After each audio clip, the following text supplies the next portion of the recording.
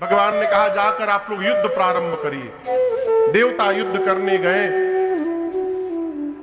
जलंधर जैसे चला घर से युद्ध करने तो वृंदा मैया ने आरती उतारी और कहा, प्रभु आपकी कुशलता के लिए मैं पूजन में बैठने जा रही हूं, और जब तक मैं पूजन में रहूंगी आपका युद्ध में कोई बाल बांका नहीं कर सकता है। जलंधर गया युद्ध करने, मां वृंदा पूजन में बैठ गई। युद्ध प्रारंभ हुआ। थोड़ी देर बाद भगवान श्री हरि ही जलंधर का रूप धारण करके वृंदा के पास चले आए। वृंदा मैया ने पति का चेहरा देखा, पूजा छोड़ के उठ गई, और जैसे पूजा को छोड़ा उधर युद्ध में जलंधर मार दिया गया। उसका कटा सिर वृंदा के सामने गिरा। वृंदा मैया तो कांप गई, भगवान से पूछी, कौन हो तुम? भगवान शर्म के मारे अपना सिर नीचे झुका के खड़े हो गए। वृंदा मैया ने कहा, आपने भगवान होकर मेरे साथ छल किया है? शाप देती हूं आपको। जिस प्रकार छल करके आपने मेरे पति को मुझसे आज से दूर किया, एक दिन यही मेरा पति छल करके आपकी पत्नी को आपसे दूर करेगा। और इतना कह के वृंदा मैया ने भगवान को पत्थर का बना दिया श्राप देकर। वहीं पर भगवान शालीग्राम भगवान बन गए पहली बार। भगवान पत्थर के बन गए, हाहाकार मच गया। सभी देवता लक्ष्मी जी आकर प्रार्थना करने लगे, भगवान को पहले जैसा करिए। वृंदा मैया ने पहले जैसा बनाया और उसके बाद योगाग्नि प्रकट करके अपने को जला के भस्म कर दिया। तब वृंदा मैया के शरीर के राख से पहली बार ये तुलसी जी का विरवा वहां प्रकट हुआ। और तब भगवान ने कहा, आज के बाद मेरा एक स्वरूप शालीग्राम का रहेगा, और शालीग्राम जी का विवाह आज के बाद तुलसी जी के साथ किया जाएगा, लक्ष्मी जी के साथ नहीं किया जाएगा। और भगवान ने यह भी कहा कि जब तक मेरे भोग में तुलसी दल नहीं अर्पित होगा, तब तक मैं कोई भी भोग अब स्वीकार करने वाला नहीं हूं। वही जलंधर, तहां जलंधर रावण भयऊ, रन हति राम परम पद दयऊ। ये राम जी के जन्म का दूसरा कारण। आगे का प्रसंग बड़ा अद्भुत है। इन दो कारणों को शंकर जी थोड़ा कहानी सुनाए थे ना, थोड़ा कहानी सुनाए, ऐसा हुआ वैसा हुआ। तीसरे कारण को एक लाइन में सुना गए। देवी नारद शाप दीन एक बारा, कलप एक ते लगी अवतार। एक बार देवी नारद जी ने भगवान को शाप दे दिया था, इसीलिए भगवान को अवतार लेना पड़ा। ये तीसरा कारण। अब चौथा कारण सुनिए। मां ने कहा, रुकिए रुकिए रुकिए, क्या कहा आपने? नारद जी ने? नारद जी भगवान के भगत हैं, मेरे गुरु जी हैं। नारद जी ने भगवान को शाप दे दिया। अब यहां आप दर्शन करिए, पार्वती जी ये नहीं कह रही हैं कि मेरे गुरु जी ने गलत काम किया, नहीं, ये नहीं कहा। क्या कहा? अवश्य भगवान ही ऐसा कोई अपराध किए होंगे कि मेरे गुरु जी को शाप देना पड़ गया उनको। कहिए भगवान ने कौन सा अपराध किया था? शंकर भगवान मुस्कुराए, कहे, मैं बताना तो नहीं चाहता था, लेकिन आपको बता रहा हूं। बाबा बोले, देवी नारद जी एक बार हिमालय में घूम रहे थे। घूमते घूमते गंगा जी के किनारे एक आश्रम दिखाई पड़ा। सहज विमल मन लाग समाधि। आश्रम इतना पवित्र था कि नारद जी का मन समाधि में चला गया, समाधि में प्रवेश कर गए। नारद जी की समाधि देख करके इंद्र डर गए। इंद्र को लगा नारद जी कहीं तपस्या करके मेरी कुर्सी न मांग ले। कुर्सी पर बैठा आदमी हमेशा टेंशन में रहता है, कोई हमसे बड़ा वीआईपी आ गया तो हमको कुर्सी छोड़ना पड़ेगा। नीचे वाले को कोई टेंशन नहीं। इंद्र को लगा कि कहीं नारद जी मेरी कुर्सी ना मांग ले। कामदेव को भेजा नारद जी की तपस्या भंग करने के लिए। लेकिन आप याद रखिएगा, भगवान जिसकी रक्षा करेंगे उसका कोई क्या बिगाड़ सकता है। हमारे पूज्य महाराज श्री कहते हैं, जिसकी लागी रे लगन भगवान जिसकी लागी रे लगन भगवान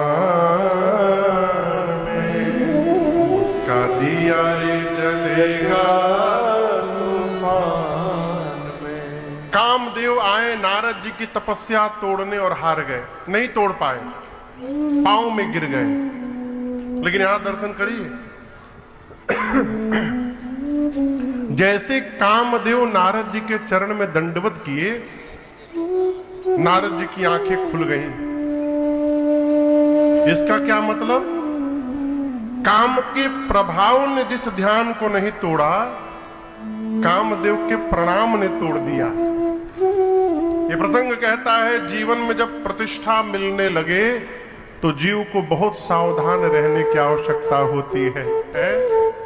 हमारे महाराज जी कहते, बाबू ऊंचाई पर पहुंचना कठिन नहीं होता, ऊंचाई पर पहुंचकर वहीं बने रहना ये बहुत कठिन होता है। पूरी ऊर्जा उसी में चली जाती है।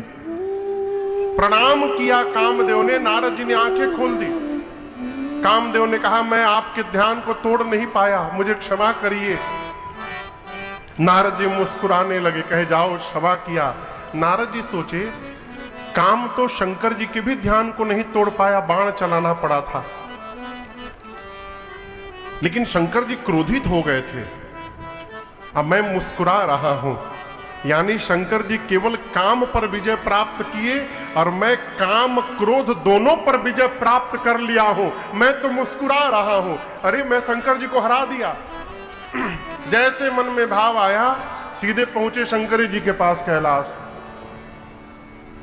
बाबा सोचे, राम जी के भगत जी आए हैं, राम कथा सुनाएंगे। लेकिन आज नारद जी काम कथा सुनाए, पूरी कथा सुना डाले। शंकर जी सुने बड़े ध्यान से, बोले, हम एक बात बोले, हमको तो सुना दिए, लेकिन ये भगवान से न सुनाइएगा कभी। नारद जी को लगा कि इनको मेरी उपलब्धि पच नहीं रही है, जल रहे हैं, इसलिए मना कर रहे हैं। देखिए, किसी से कोई बात कहिए ना, कहिए कि देखिए हम आपको अपना जान के बता रहे, आप किसी से कहिएगा मत। तो जैसे आप बोल करके बाहर निकलेंगे, वो तुरंत फोन मिलाएंगे। हाँ, एक बात बोले, देखिए किसी से कहिएगा मत, हमको मना किए थे बताने के लिए। अरे जब मना किए थे तो आप कहे बता रहे हैं? शंकर जी ने मना किया कि भगवान से न कहिएगा। नारद जी कैलाश से निकलकर सीधे बैकुंठ की ओर चल पड़े। श्रीमन नारायण नारायण नारायण, श्रीमन नारायण नारायण नारायण, श्रीमन नारायण नारायण नारायण, श्रीमन नारायण नारायण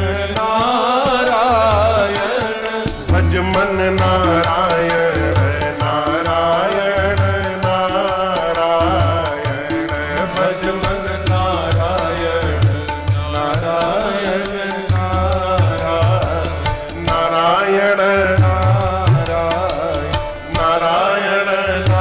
नारायण नारायण नारायण करते, बीणा करताल बजाते नारद जी पहुंच गए। कहां पहुंच गए?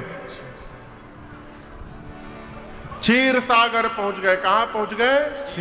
क्षीर सागर। भगवान शेष सैया पर लेटे थे, जैसे नारायण नारायण सुनाई पड़ा, भगवान तुरंत शेष सैया से नीचे उतरे और बाहर जाकर नारद जी से मिले। हरस मिले उठी रमा निकेता। यहां एक बात याद रखिएगा, हम गुरु जी के घर गए और गुरु जी बाहर आकर हमसे मिल रहे हैं, मेरा दुर्भाग्य। गुरु जी से मिलने जाए तो गुरु जी को बाहर नहीं आना, हमको भीतर जाके मिलना चाहिए। यदि श्रेष्ठ हमारा आकर के स्वागत कर रहा है तो ये हमारा दुर्भाग्य है। नारद जी आए तो भगवान बाहर जाकर मिले। क्यों मिले? भगवान जानते हैं कि नारद जी आज हमको राम राम करने वाले नहीं है। नारद जी इस उमंग में थे कि मैंने काम को हरा दिया और प्रणाम नहीं किए। भगवान सोचे यदि लक्ष्मी जी के सामने आकर प्रणाम नहीं करेंगे तो ये तो नाराज हो जाएंगे। इसलिए भगवान बाहर जाकर मिल लिए।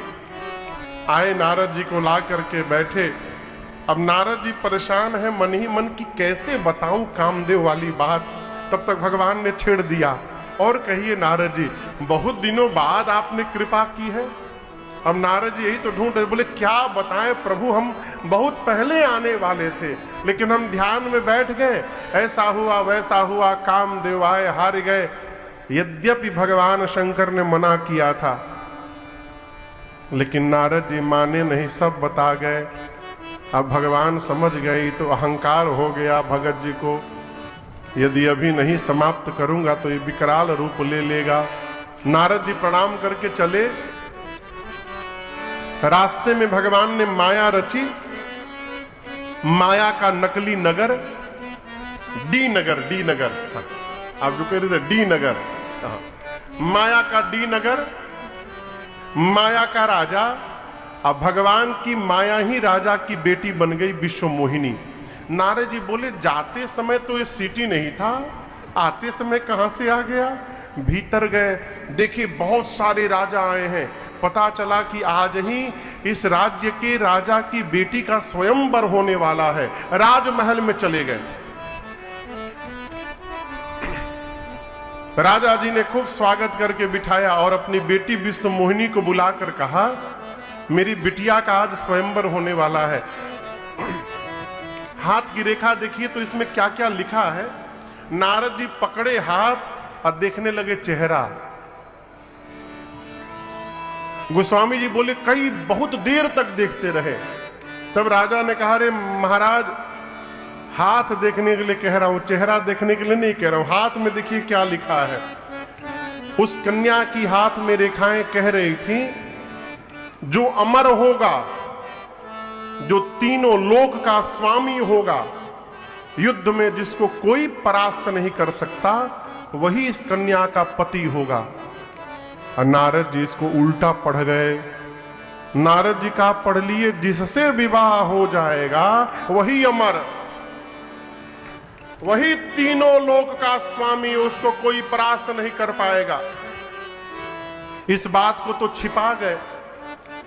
अब मन में मनगढ़ंत बात बना करके राजा को सुनाए और वहां से निकले। अब मन में सोचने लगे, टाइम नहीं है, 2 घंटे बाद स्वयंवर है, ये कन्या हाथ से जानी नहीं चाहिए। हे विधि मिलई कवन विधि बाला, जप तप कछु न होइत ही काला। इतना टाइम नहीं है कि तपस्या करके वरदान मांग लो। नारद जी सोचे वो विश्व मोहिनी है। अब भगवान ब्रह्मा जी बोले, बाबा बजरंग बली बनेंगे तो मैं जामवंत बन जाऊंगा। ब्रह्मा जी जामवंत बन के आ गए। सूर्य देवता बोले, ठीक है, हम सुग्रीव बन जाते हैं। सूर्य नारायण सुग्रीव बन गए। देवताओं के राजा इंद्र थे, कहा गया आपका बनी हो। इंद्र बोले हम बाली बन जाएंगे। इंद्र बाली बन के आ गए। इस प्रकार पूरा देव समाज भगवान के आने के पहले बानर रीछ बन के धरती पर आकर और भगवान की प्रतीक्षा करने लगे। अब गोस्वामी जी कथा को लेकर अयोध्या पहुंचे। कहां पहुंचे? अयोध्या। आप में से कौन कौन गया है? कौन कौन नहीं गया है आज तक?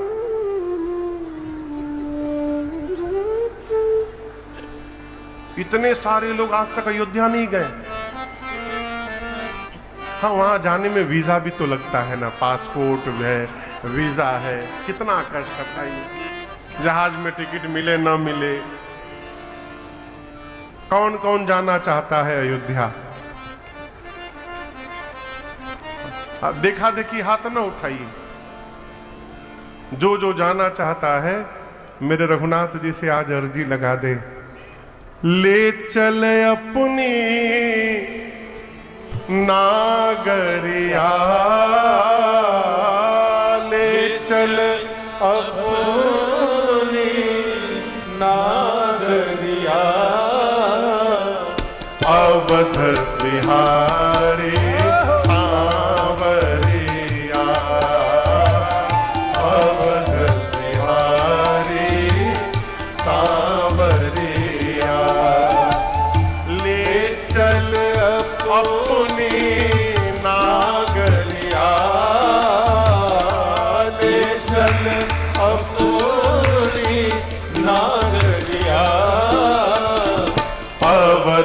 बिहारी सावरिया, अवध बिहारी सावरिया।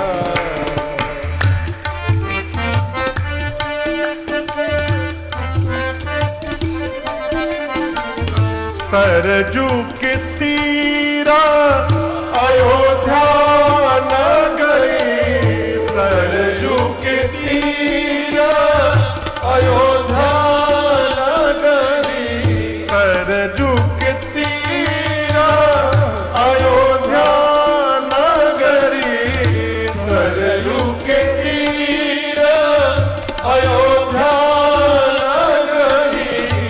संत भरे जहां गागरिया, संत भरे जहां गागरिया, अवध बिहारी सावरिया, अवध बिहारी सावरिया। संत भरे गागरिया, संत भरे जहां गागरिया, अवध बिहारी सावरिया, अवध बिहारी सावरिया।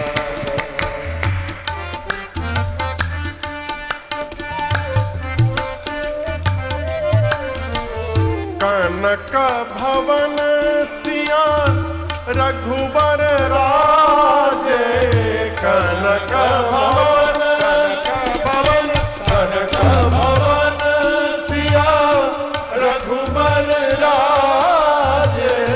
चरण में अंजनी लाल बिराजे, चरण में अंजनी लाल बिराजे। देख भई मैं बावरिया, देख भई मैं बावरिया, बिहारी सावरिया, अवध बिहारी सावरिया। ले चल अपनी नागरिया, ले चल अपनी नागरिया, अवध बिहारी सावरिया, अवध बिहारी सावरिया, अवध बिहारी सावरिया।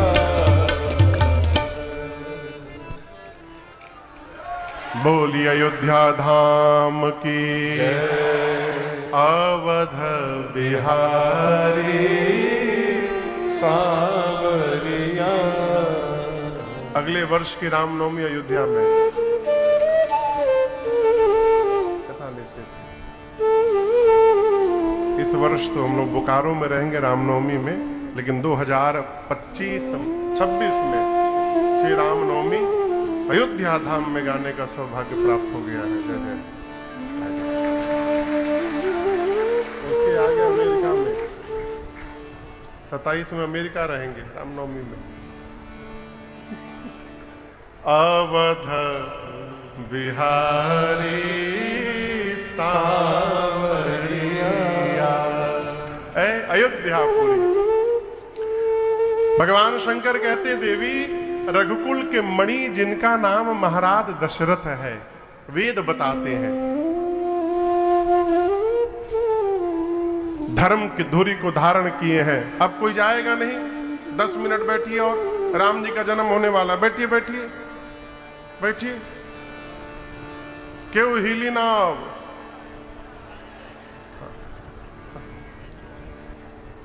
10 मिनट में रघुनाथ जी अवतार लेने वाले हैं, हैं? कहां जा रहे हैं?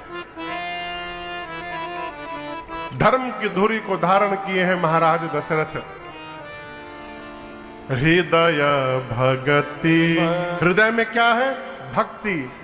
मति सारंग पानी, मति यानी मन में सारंग पानी है। सारंग पानी मैंने समझते हैं, सारंग नाम है राम जी के धनुष का। क्या नाम है? शंकर जी के धनुष का क्या नाम है? पिनाक। राम जी के धनुष का नाम है सारंग। अर्जुन के धनुष का क्या नाम था? गांडीव। तो राम जी के धनुष का नाम है सारंग। अब पानी मतलब हाथ, यानी हाथ में सारंग धनुष धारण करके जो रहते हैं उनका नाम है सारंग पानी। ये राम जी का नाम है। तो दशरथ जी के हृदय भगति मति सारंग पानी, मति में सर्वकाल राम जी विराजमान है।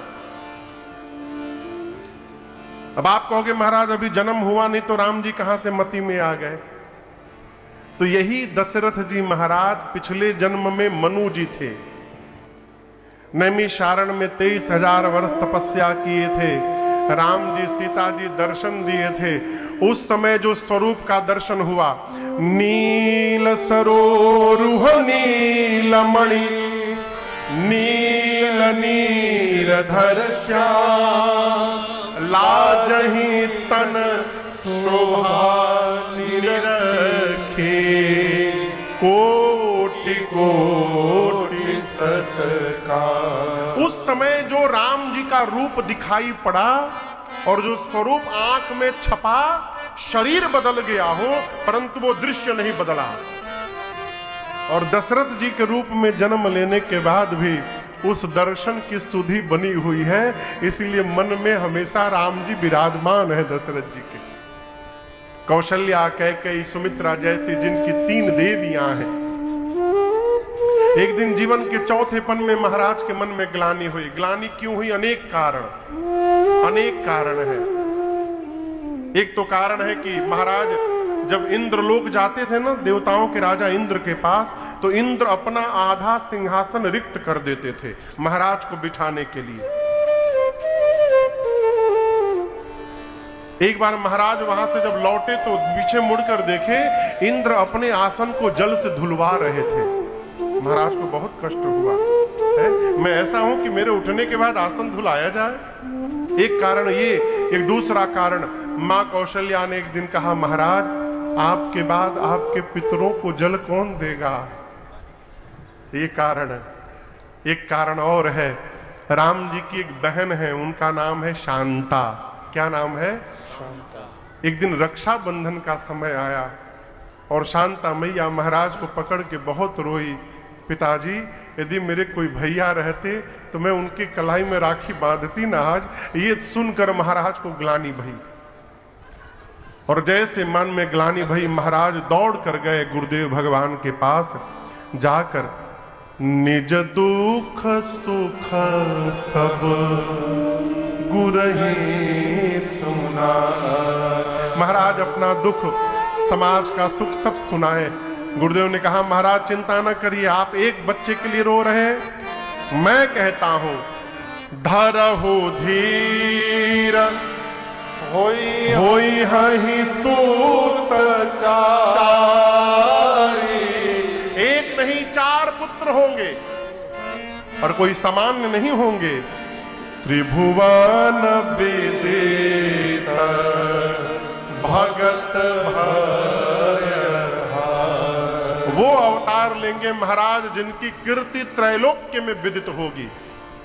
भक्तों के भय का हरण करने के लिए स्वयं साक्षात परमात्मा आपके घर में अवतार लेने वाले हैं। महाराज धैर्य रखिए। गुरुजी ने तुरंत पुत्र कामेष्टि यज्ञ की रचना की, श्रृंगी ऋषि को बुलाया, यज्ञ प्रारंभ हुआ अवध में। और दर्शन करिए, पुत्र होगा ये बात किसने कही? गुरु जी ने। तो ये संकल्प गुरु जी का हो गया। यज्ञ हुआ तो दशरथ जी महाराज केवल बैठे थे, आहुति नहीं दिए। आहुति किसने दिया? भगति सहित मुनि आहुति दीने भगति सहित मोहि आहुति दीने प्रगटे अग्नि चरु करलीने प्रगटे अग्नि चरु करलीने। बोले जो वशिष्ठ कछु हृदय विचारा जो वशिष्ठ कछु हृदय विचारा सकल कार्य सिद्ध तुम्हारा सकल कार्य सिद्ध तुम्हारा सकल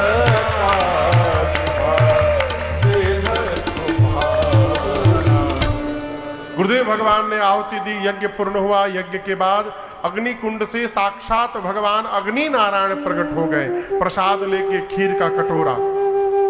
और गुरुदेव भगवान से कहे वशिष्ठ जी आपकी मनोकामना पूरी भई, ये प्रसाद लीजिए, इसका वितरण करा दीजिएगा। कटोरा लेकर महाराज के पास गुरुदेव भगवान जाकर बोले महाराज पूरे प्रसाद को 2 भाग में बांटिएगा, आधा भाग बड़ी रानी कौशल्या जी को दीजिएगा, आधे को 2 भाग में बांटिएगा, पा भाग मझली रानी कैकेयी जी को दीजिएगा। अब बचे हुए पा भाग को 2 भाग में बांटकर एक कौशल्या और दूसरा कैकेयी जी को देकर कहिएगा दोनों माताएं प्रसन्न मन से सुमित्रा जी को देंगी।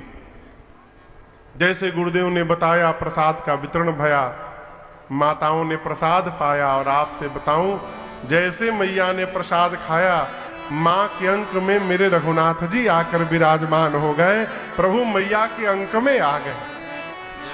समय व्यतीत हुआ, जोग लगन ग्रह बार तिथि जब सकल भये अनुकूल, चर अरुवचर सब हर्ष जुत राम जन्म सुख। चैत्र मास शुक्ल पक्ष नवमी तिथि दिन मंगलवार का दोपहर का 11:30 बजा अभिजीत मुहूर्त आया। क्या हुआ? अयोध्या में शीतल मंद सुगंध हवाएं बहने लगी, अयोध्या के पर्वत पर मणि प्रकट होकर जगमगाने लगे, पुष्प खिल गए, सुगंधित वातावरण हो गया, संत आकर कीर्तन करने लगे। तब तक एक संत ने कहा नीचे का छोड़ो, ऊपर आकाश में देखो। क्या हुआ था? सब देव चले महादेव